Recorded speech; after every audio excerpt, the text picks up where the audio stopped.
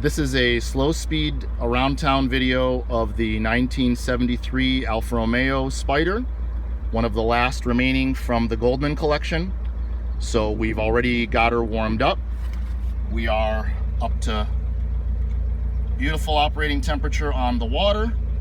Oil pressure is fantastic. We got a little under a half a tank of gas.